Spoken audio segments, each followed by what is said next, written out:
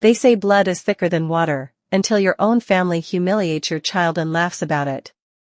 When my brother Ryan slapped my 5-year-old daughter Emma at our family reunion for being too loud, and my parents laughed, that was the moment I snapped.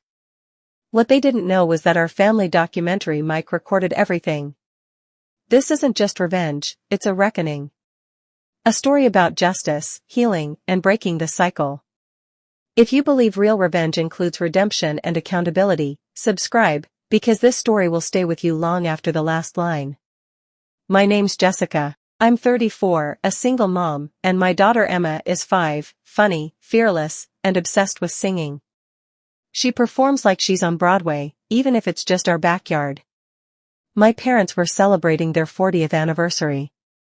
Ryan, my older brother, went all out, catering, white tents, even hired a videographer to film the day for a Family Memories documentary. Classic Ryan, loves appearances, lives for image. Corporate lawyer, always polished, always judging. Emma was singing a Disney song, loudly, yes, but happily. People smiled. She wasn't bothering anyone. Then, out of nowhere, Ryan stood, walked over, and slapped her. Right across the face. The entire yard went silent. Emma looked stunned, clutching her cheek. No tears, just shock. And my parents? They laughed. My mom actually said, she needs to learn when to hush. Ryan's right. They excused violence like it was parenting. I froze. My childhood trauma came flooding back. Ryan had always been the golden boy, and I had been told to stay quiet. I had taken it for years, but I wasn't letting my daughter live the same story. What they didn't know was that Ryan had a mic on for the video. It caught everything, his words, the slap, the laughter, my mother's comment. The videographer, Marcus, had worked with me on a project once. He quietly sent me the raw files and said, if you ever need this, I've got your back. I needed it. First, I got Emma into therapy. I told no one. I went quiet. Then I gathered everything, the audio, the transcripts, photos of the red mark on Emma's cheek, and I sent it anonymously to Ryan's law firm. A firm that boasts about family-first culture. Within days, he was placed on leave. Next, I sent the same evidence to his in-laws. His wife, Sarah, had always seemed distant, now I knew why. Seeing the slap was her final straw. She filed for separation. Moved out. Took their 2 kids. Then I shared the clip online. No names, no faces, just the audio and story. It went viral, not because it was scandalous, but because it was honest. People saw themselves in it, parents, daughters, siblings who had all been told to sit down and shut up. My mom called, furious. You're tearing this family apart. I said, you laughed when my child was hit. It was already broken. I'm just done pretending it wasn't. Ryan lost his job. His reputation crumbled. My parents were no longer invited to family events. No one wanted them around after hearing the way they spoke about Emma. Emma's thriving now. She sings louder than ever. She's learning that her voice matters, no matter what anyone says. And me? I'm learning to speak up too. If you believe silence protects no one, and truth is the real revenge, subscribe, because stories like this matter. I never expected the audio clip to go viral.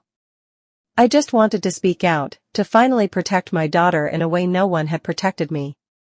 But thousands of people connected with it. I got messages from strangers saying, this was my childhood too. For the first time, I didn't feel alone. My parents? They didn't apologize. They called me, angry and embarrassed.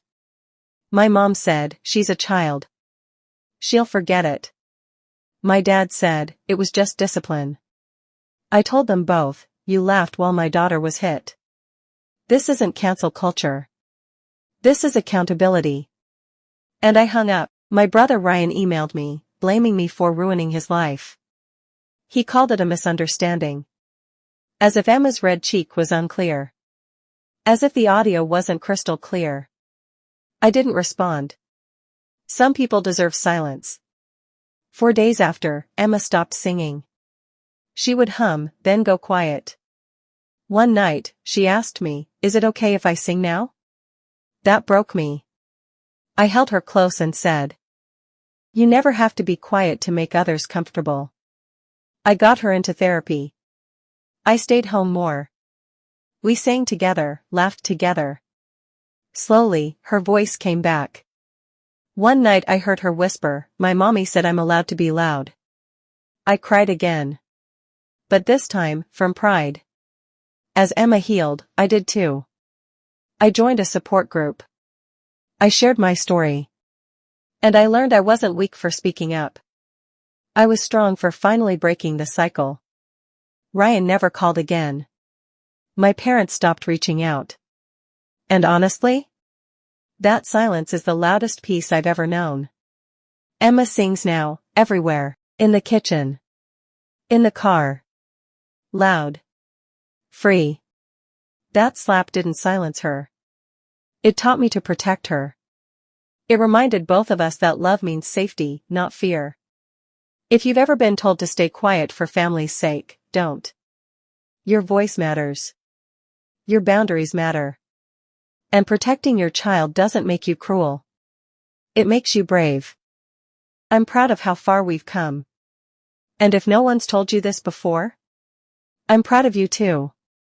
Subscribe for more stories that don't just expose pain, but show the healing after it.